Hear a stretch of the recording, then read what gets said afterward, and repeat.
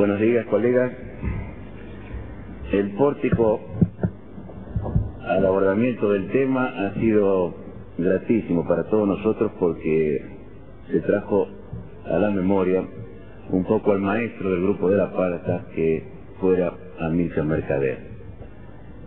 que por encima de todas las cosas fue un abogado, un señor abogado. Y creo que es importante en la temática global de estas magníficas jornadas de hermandad y de preocupación científica, rescatar la presencia del abogado, el rol del abogado, la misión del abogado en la encrucijada de la organización del servicio, que fue un tema preocupante que sugirió La Plata y que con bonomía los organizadores del Congreso recogieron. En el informe general que ustedes tienen en su poder, que aparece publicado también en Jurisprudencia Argentina,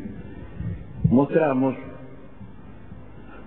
en qué se centra el tema, un tema enorme desde luego, preñado de dificultades, pero también preñado de inquietudes, de interés, porque aterriza allí las explicaciones de la teoría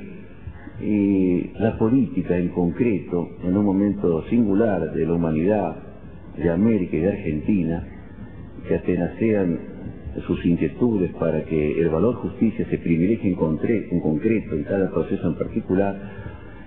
genera un cambio de tornas, una ubicación distinta. Hay un hilo conductor en esto que aparece en la ponencia, en los trabajos nutridos y valiosísimos trabajos que sirvieron para ella. Algunos posteriores han llegado también a ellos, me voy a referir en particular. Dan así el sentido acumulativo de esa preocupación y el por qué las teorías, como era el mandato de Cialoia, de hacer ciencia útil, tienen que radicarse, insertarse, corporizarse en el servicio de la justicia, porque la misión de los jueces y la esencial colaboración protagónica de los abogados es que se haga justicia. Y decía que hay un hilo conductor, al margen de lo que la ponencia general quiere predicar, en que lo recogemos con facilidad en lo que venimos escuchando en esta misma jornada. Fíjense ustedes que en el día de ayer, atrapó con una síntesis realmente brillante el profesor español, en la conferencia última, mostró los pasos, los saltos que fue dando la preocupación de lo procesal desde el derecho romano, pasando por los prácticos, hasta alcanzar la lozanía de la ciencia en la teoría del proceso. Pero como ahora, y esto puede, con arbitrariedad desde luego, colocarse en el meridiano del 50 de nuestra centuria, como el rigor conceptualista, las explicaciones teóricas, si no son seguidas con una recepción en el convencimiento del pueblo, que es el destinatario, el consumidor jurídico de los operadores, jueces, abogados, auxiliares, el destinatario de todo ello no es sino el pueblo, aquel hombre, mujer, que protagoniza su drama y que vuelve y llega a la puerta de la Casa de la Justicia para que ésta, en el tiempo menor, al costo menor, con la justicia mayor intrínseca, le dé la definición, la respuesta, la composición a ese pequeño pero fundamental problema que es el que anida en cada litis. Y mostró también Montero Aroca cómo se abre ahora un horizonte nuevo, porque el proceso tiene, como todo lo que es histórico, avances, retrocesos, las frustraciones forman parte también de la historia individual y de la historia colectiva del pueblo, va sumando y va rotando, como decíamos, el eje de composición de las ideas fundamentales. Importa ahora, en nuestra opinión, que el servicio rinda, que sea eficaz, que sirva, que sirva. Se habló en la mañana de la utilidad de las pruebas, de pruebas científicas nuevas. Se dijo que todas ellas están golpeando también el rostro de una explicación científica, clásica, que tiene que abastecer la técnica que tiene que abastecer nuevas modalidades y que aquellas explicaciones también clásicas tienen que ser suficientemente elásticas para abarcar racionalmente esas nuevas explicaciones. Y como se dijo a través del profesor Davis Echandía, que en última instancia, recalando en la sana crítica, en la libertad de apreciación, teníamos que facilitar al juez esa libertad creadora en el momento de la composición.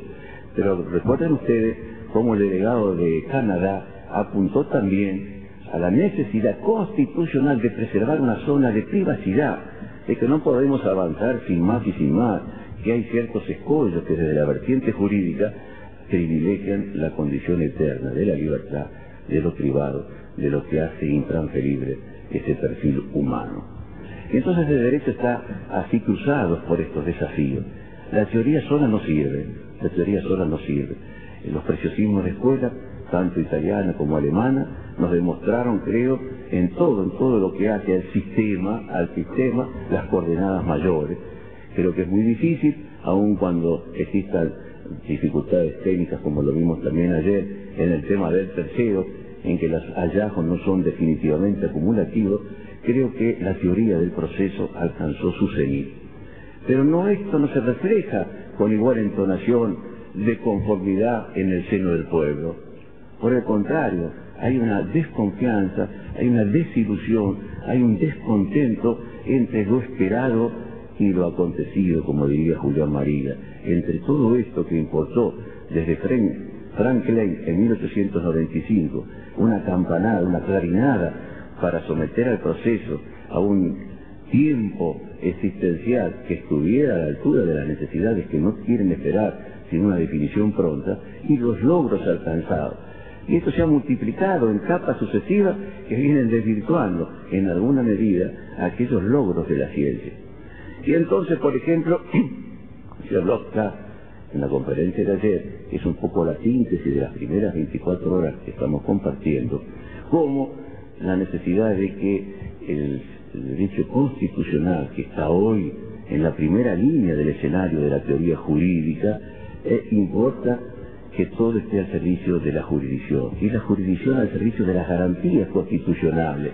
que entonces ya no es la justicia del expediente, sino la justicia del proceso, como diría nuestro querido amigo uruguayo Jensi Vidal. Importa más el proceso en vivo que los folios que se van acumulando en un expediente a través de un sistema escriturario de doble instancia que margina, que opaca la presencia protagónica directriz del juez. Y si esto se monta todavía en un servicio donde la empresa judicial, el órgano judicial, el oficio judicial, todo aquello que está ensamblado o debe estar ensamblado racionalmente, desde el juez hasta el último empleado,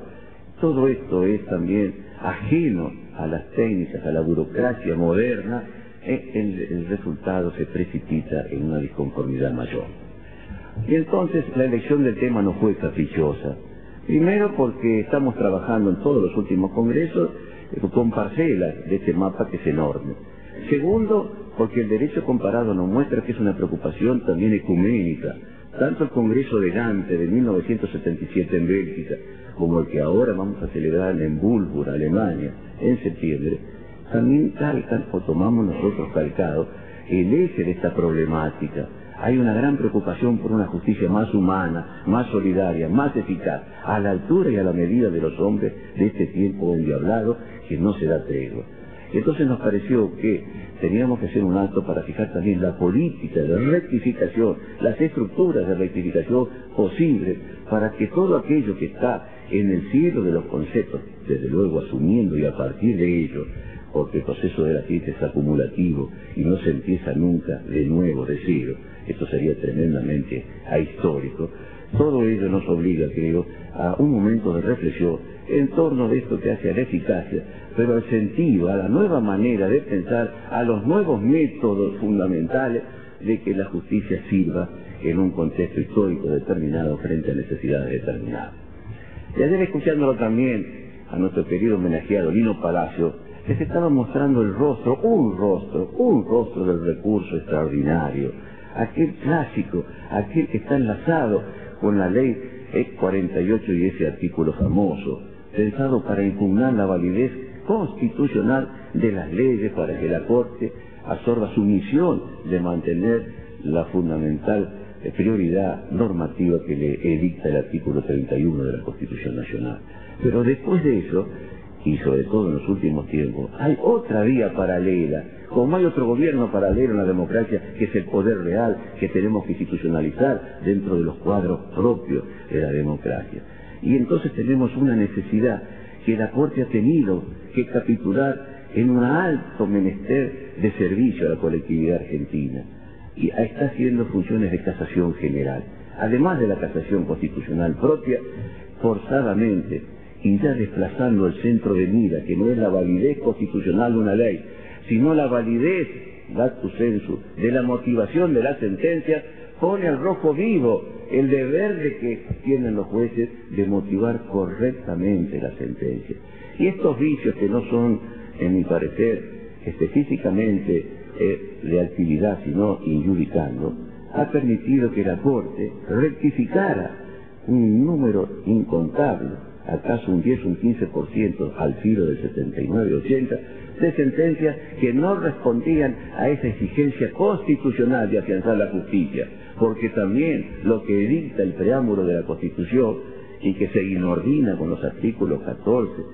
18, 19, 104 y 105 de la Constitución, es un mandato concreto al servicio judicial. No cualquier opus que hacen los jueces es una sentencia al filo de la evaluación constitucional. La sentencia tiene que autoabastecerse con racionalidad interna, con motivación propia, legítima, criteriosamente suasoria, para que el destinatario sepa que se ha respetado el derecho de acuerdo a las circunstancias comprobadas de la causa. Y esto ha tenido que ser la Corte por exigencia del servicio. No lo hizo para salir de madre, para dibujar su perfil histórico ortodoxo. Lo hizo porque había una necesidad. Al no contar con una casación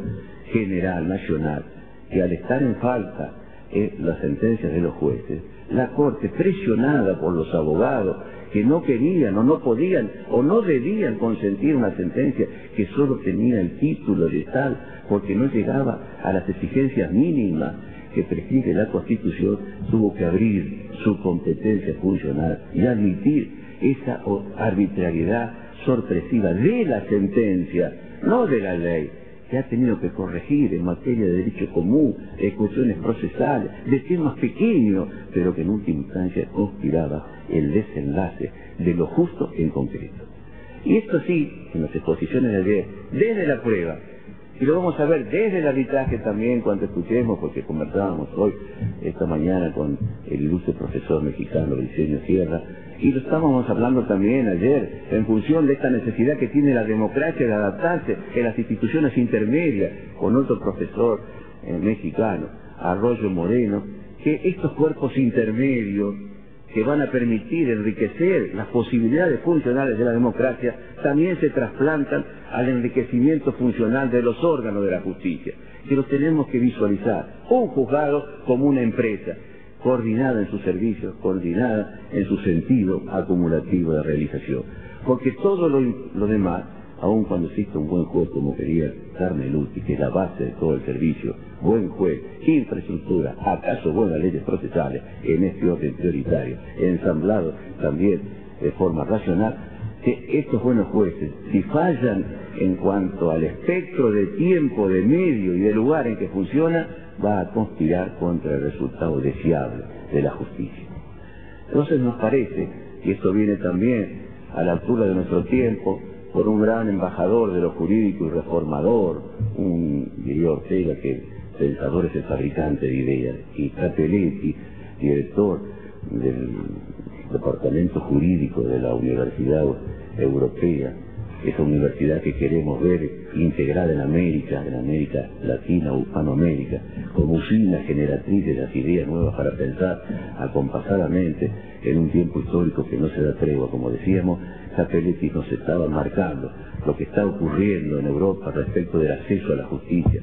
respecto del derecho de los consumidores, respecto de los métodos alternativos de composición de los procesos, cuando la misa jurídica, desde el punto de vista de la técnica jurídica, ahoga lo que nuestra Corte ha tenido que cortar así en un mandoble copernicano a través del exceso ritual manifiesto. Hay una ansia, mis queridos compañeros y oyentes, tremenda, y lo dice la palabra de la Iglesia y lo dicen todas nuestras preocupaciones como las que estamos viviendo aquí. Sin justicia, aquella admonición de ellos serán, y estuvo cabalgando también en el pensamiento de todas las exposiciones, de ellos serán de 1933, que la uso frecuentemente, pero que me parece que es una admonición de vigencia constante. O el jurista o el procesalista, en nuestro caso, acompaña las exigencias de la época, o lisa y llanamente la época prescinde de nosotros. Bueno, en función de todo esto, van a ver ustedes en la ponencia, la han leído. Tengo una observación que me va a permitir la presidencia, que los más viejos en estos torneos, respeto el método de este magnífico organizador que es Alvarado Belloso, pero me parece que es importante que estos torneos sirvan de arma de fuego para los colegas más jóvenes que han trabajado en las ponencias, y más que los viejos que ya estamos un poco, si no de vuelta, con otros deberes de formación, les demos calce a ellos para que esa preocupación formativa la traduzcan en particular. Así que voy respetando el tiempo antes que la guillotina del reglamento, frente a la teoría del propio acto, como recordó ayer Guimarães, no cercene en el tiempo que se nos ha asignado. Quería marcar 3 o 4 circunstancias que después de las intervenciones y acaso en la réplica final nos permita una labor de síntesis. En primer lugar, predicamos como exigencia de la eficacia y del Contralor de la Justicia la misión esencial de los jueces, que es hacer justicia. La Corte lo está diciendo en Argentina constantemente. Él lo dijo desde el caso Coladillo hasta el caso Bogado, permanentemente, tanto como explicaba Lino Palacio ayer en la apertura de lo que hace a las cuestiones de gravedad institucional, como a la remoción de ápices procesales para dar cabida, como a la reactualización de la cuestión federal definitiva, siempre cuando una prueba decisiva hubiera impedido llegar al conocimiento profundo de la verdad, para sobre ese conocimiento o certeza moral viniera después la aplicación del derecho correcto. Entonces, la primer cometido, me parece, y en esto coincidimos todos, es que los jueces tienen que hacer justicia. En segundo lugar, en tiempos de movilidad, de una movilidad tremenda, decía Ortega que el derecho pierde comprensión, y frente a la pérdida de comprensión vienen las respuestas normativas abiertas. Lo más seguro que imaginó el hombre del derecho romano fue quietamente el derecho. Pero el derecho está también en crisis, porque la realidad los sitia y los desborda. Y entonces, así como los abogados estamos haciendo muchas cosas más de lo que nos potenció nuestra formación universitaria, los jueces también están haciendo muchas otras cosas, de la jurisdicción voluntaria, de la recomposición de negocios, de la revisión del contrato. Y la Corte ahora, frente a esto, que no es un coqueteo